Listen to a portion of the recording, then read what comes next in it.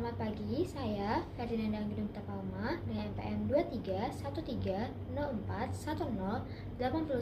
dari Program Studi Pendidikan Bahasa dan Sastra Indonesia, Fakultas Keguruan dan Ilmu Pendidikan Universitas Lampung. Selamat pagi anak-anak. Selamat pagi Ibu. Apa kabarnya? Baik, luar biasa. Baik, sebelum kita memulai pembelajaran kita pada hari ini, ada baiknya kita berdoa terlebih dahulu ya. Siapa yang mau memimpin doa? Ya. Silakan untuk dia. Baik Ibu, baik teman-teman, sebelum mulai pembelajaran, alangkah lebih baiknya kita berdoa sesuai kepercayaan masing-masing. Doa mulai. Doa selesai. Terima kasih ya dia. Ibu mau absen terlebih dahulu ya. Langsung Ibu masukin ke absen classroom ya. Ya Ibu. Ya Ibu. Dia Agustian, Hadir Ibu. Cindy Aprilia, Hadir Ibu. Caroline, Hadir Ibu. Nihil ya. Jadi masuk semua. Iya Bu, Nihil.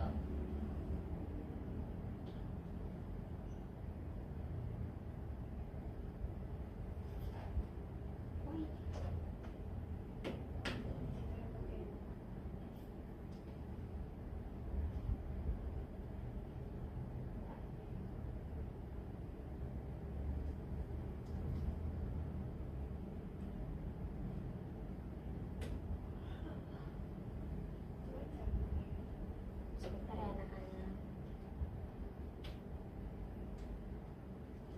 Baik, sembari kita menunggu ini layarnya jadi, Ibu mau memeriksa nih siapa yang nggak pakai name tag hari ini. Hadir Ibu. Oke, yang lainnya pakai ya. Paling nggak pakai Ibu. Iya Ibu, ketinggalan Bu. Lain kali dibawa ya Olin. Iya Ibu. Untuk hari ini Ibu maklumi. Baik, ada yang tahu kita akan belajar tentang apa? Fabel Bu. Non-teks fabel. Ada yang tahu nggak teks fabel itu tentang apa? Tentang ini Bu, kayak cerita hewan gitu. Iya, betul sekali. Jadi di sini teks fabel itu adalah cerita pendek yang tokohnya adalah hewan. Jadi poin dari fabel itu adalah cerita pendek yang tokohnya adalah hewan, tapi mereka berperilaku Seperti manusia dan bisa menyampaikan pesan moral yang berharga untuk para pembaca atau para penonton yang pendengar gitu. Lalu fabel juga itu memiliki fungsi. Jadi fungsi fabel itu adalah mengajarkan nilai-nilai dan karakter kepada anak-anak. Jadi kan karena fabel ini berupa hewan, pasti yang nonton itu anak-anak kan, anak TK, anak SD atau siapapun itu. Jadi cerita ini berusaha semaksimal mungkin untuk anak-anak itu tertarik untuk menontonnya, tapi terdapat pesan moral yang ada di dalam ceritanya begitu. Lalu fabel itu juga mempunyai ciri-ciri. Jadi ciri utama dari teks fabel itu meliputi tokoh hewan, alur cerita yang sederhana, serta pesan moral yang jelas yang membantu anak memahami dan merenungkan makna dari cerita tersebut. Ini ada contoh pembukaan cerita fabel yang menarik. Jadi hewan, karakter hewan dalam fabel sangat menarik dan ceria. Jadi kalau misalnya kita menceritakan hewan tapi digambarkan dengan hewan yang seram, pasti anak-anak jadi takut dan tidak tertarik untuk menontonnya gitu kan. Lalu ada cerita, alur cerita yang sederhana membuat mudah dipahami. Lalu yang ketiga ada pesan. Jadi seperti yang Ibu katakan tadi, di setiap cerita fabel itu pasti mempunyai pesan moral yang jelas dan nilai-nilainya itu selalu positif.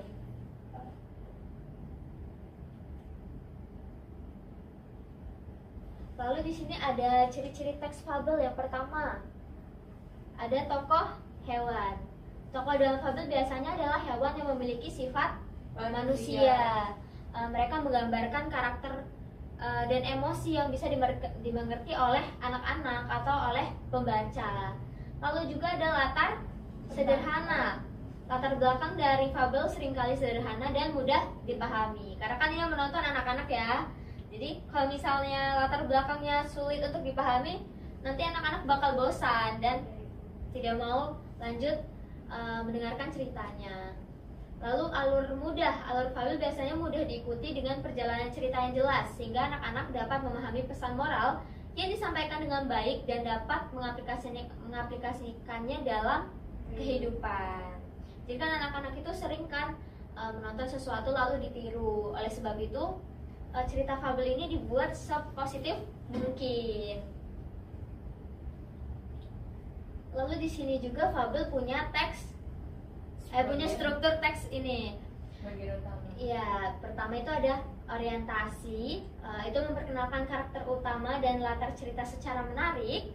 Lalu ada komplikasi. Di sini komplikasi menggambarkan masalah yang dihadapi oleh tokoh dalam cerita yang jelas. Lalu ada resolusi, itu memberikan solusi terhadap masalah dan penyampaian pesan moral yang penting. Jadi pasti di setiap semua teks cerita itu terdapat orientasi, komplikasi, dan resolusi. Ini ada contoh dari teks fabel. Siapa yang sudah pernah mendengar cerita atau pernah menonton drama tentang kelinci dan kura-kura? Saya Bu. Siapa yang berani menceritakannya kembali?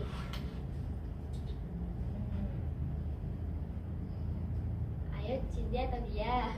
Saya Ibu. Jadi itu setahu saya ya Bu, saya yang ingat saya ya Bu. Iya. Jadi pada suatu hari itu kelinci lagi melewati segerombolan kura-kura. Iya. Kura-kura dan teman-temannya. Itu tuh ada kura-kura, ada siput dan lain-lain. Terus kelinci itu kayak mengejek kura-kura dan teman-temannya kalau mereka itu binatang yang lambat dan Iya. tidak bisa secepat kelinci. Terus tapi kura-kura membantah kayak walaupun kami lambat tapi kami tidak sombong seperti kelinci gitu Bu. Terus habis itu kelinci menantang kura-kura untuk perlombaan. Diiakan oleh kura-kura, terus mulailah perlombaan itu Bu. Dari awalnya emang kelinci itu lebih cepat kan, karena emang kelinci itu kan cepat ya Bu. Tapi kura-kura tetap sabar, tetap melaju di jalurnya. Tapi kayak kelinci kan masih meremehkan kemampuan kura-kura. Terus kelinci itu santai gitu tuh kayak di pohon, terus tiba-tiba dia ketiduran. Sampai akhirnya kura-kura melewati kelinci, terus akhirnya kura-kura sampai garis finish sebelum kelinci. Setelah itu kayak situlah pesan moralnya Bu. Iya. Kita walaupun jadi manusia tuh nggak boleh sombong. Terus walaupun kita punya kekurangan, kita walaupun tekun dan gigih dalam mencapai itu, kita tetap mencapai garis finish gitu Bu. Baik, terima kasih Cindy, keren banget untuk Cindy. Kita beri tepuk tangan. Siapa lagi yang mau ngasih pesan moral tentang cerita kelinci dan kura-kura? Aku Bu. Baik, iya dipersilahkan. Jadi kelinci itu nggak boleh sombong walaupun dia punya kompetensi yang mumpuni, tapi kalau dia meremehkan satu hal aja itu bakal buat dia kayak tersalib oleh orang lain. Iya, betul sekali. Olin, ada yang mau? Iya, pesan moralnya nggak boleh sombong Bu. Terima kasih, tepuk tangan untuk kita semua. Jadi betul banget. Jadi pesan moralnya itu adalah kesabaran dan ketekunan adalah kunci untuk mencapai tujuan.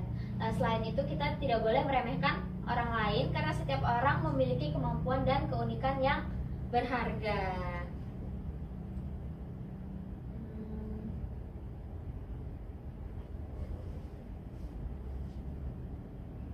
Jadi ini selanjutnya ada cara membuat teks fabel. Jadi yang pertama itu kita memilih tokoh terlebih dahulu. Kita mau pakai tokoh hewan apa saja yang ada di dalam cerita itu nantinya. Terus kita harus menentukan sifat, misalnya sifat kelinci tadi seperti apa, sifat kura-kura seperti apa. Lalu selanjutnya kita harus membuat alur cerita. Di sini kita harus menciptakan alur cerita yang sederhana namun menarik supaya anak-anak dapat tertarik. Usahakan sesuaikan dengan hewan-hewan yang telah dipilih gitu dan sifat-sifat yang sudah dipilih oleh teman-teman. Baik, ada yang mau ditanyakan tidak? Cukup ya? Coba ibu mau tanya dia, struktur teks fabel tadi seperti apa? Ingat tidak? Orientasi, komplikasi, sama resolusi. Iya, betul banget. Kalau orientasi itu apa, Cindy? Pembukaan dengan cerita itu meliputi pengenalan karakter, tokoh, dan alur itu latar belakang dari cerita. Iya, betul. Kalau komplikasi, Colin? Masalah, Bu. Iya, dan resolusinya apa? Resolusinya penyelesaiannya sama bagian akhir, Bu. Ya. Tadi sudah paham belum tentang cara membuat teks fabel? Sudah kan? Pertama kita harus menentukan hewannya atau tokohnya. Lalu menentukan sifatnya. Lalu yang terakhir membuat alur. Betul sekali. Karena waktu kita tinggal 10 menit lagi ya teman-teman. Ya anak-anak. Kalau misalnya ibu berikan tugas tapi berkelompok, bagaimana? Ya, Bu. Ya, Bu. Bisa, Iya. Bu. Ini kita tugasnya adalah membuat teks fabel dan besok diceritakan kembali. Besok apa sekarang? Sekarang, Bu. Oh, sekarang ya. aja Bu, biar nggak ada PR. Baik. Dipersilahkan untuk membentuk kelompok ya. Ya, Bu. Baik. Lalu berikan juga pesan moral yang sudah kalian buat dari cerita yang telah kalian buat. Ibu kasih waktu 5 menit ya. Ya, kan. Yang di berarti bertokannya buahnya nggak kecil. Nggak boleh licik. Iya, terus sifatnya kalau buat Iya, kalau boleh, nggak boleh kalau bodoh. tidak boleh kemarin kalau boleh bodoh apa bodoh terus kayak suka yang juga nanti silakan juga kalau bodoh Nggak boleh mudah dipahami. sedangkan kalau kancil itu licik dan lincah gitu. Bu, gini bener nggak, Bu? Bu, lihat, Bu. Gini bener nggak, Bu? Kayak gini bener nggak, Bu? Ini, Bu, bener nggak, Bu? Wah iya, betul sekali. Itu kalian tinggal cari pesan moralnya lagi ya. Iya. Nanti siapa yang mau maju ke depan? Iya, Rame-rame nggak sih Bu? Rame-rame, Ya Bu. boleh. Tapi juru bicaranya dia, Bu. Boleh. Udah siap untuk maju belum? Belum, Bu. Dikit lagi. Baik, ibu tunggu ya. Jadi tokohnya Semuanya jelaskan. Aku sih kan kamu malu kan? enggak, aku jelasin gitu. Nanti ada yang jelasin ceritanya dengan pesan. Iya, kan sifatnya juga. Iya, aku Beda yang sama sifat sifat. sama alur, kamu yang jelasin ceritanya, dia yang ngasih cerita moralnya gitu loh. Udah ibu, sudah siap maju, Udah, Bu. dipersilakan. Yeay. Yuk.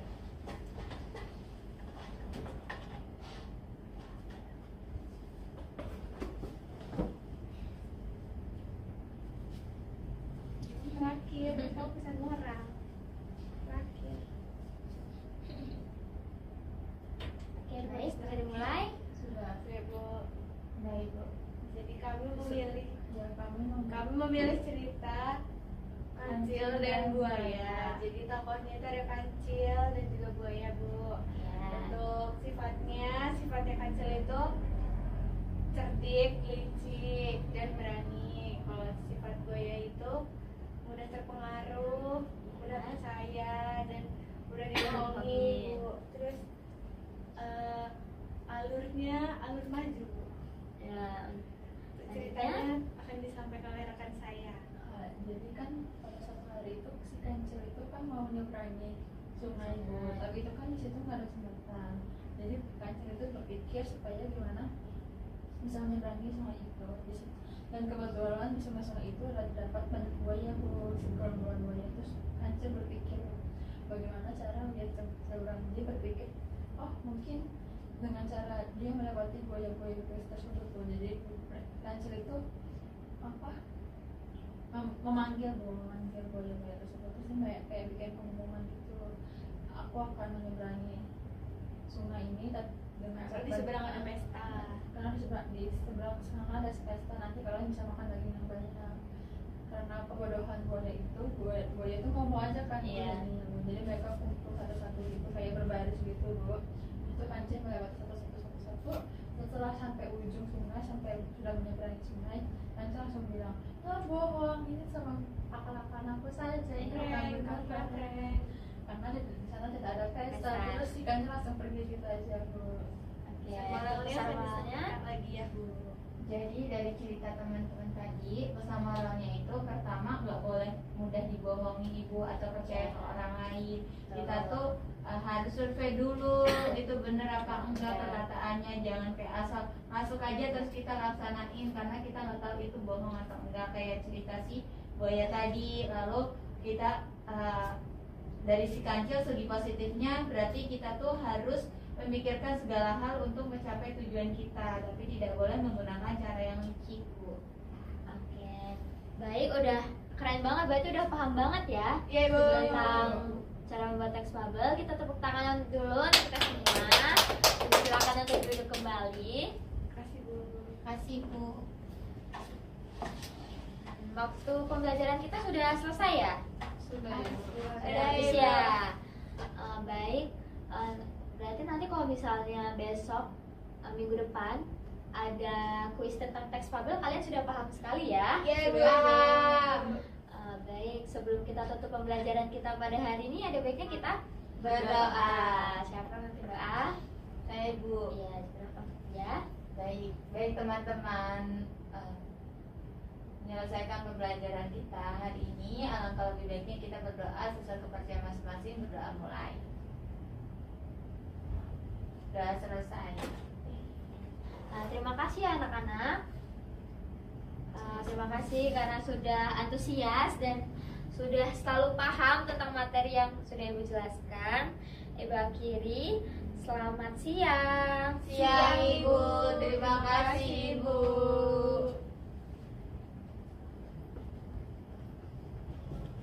Baik, izin memperkenalkan diri, saya Dia Agustian sebagai observer lisan dari calon nama guru Ferdinanda Anggi Domita Palma dengan topik pembahasan itu mengenai teks fabel pada waktu pukul 14.00 WIB.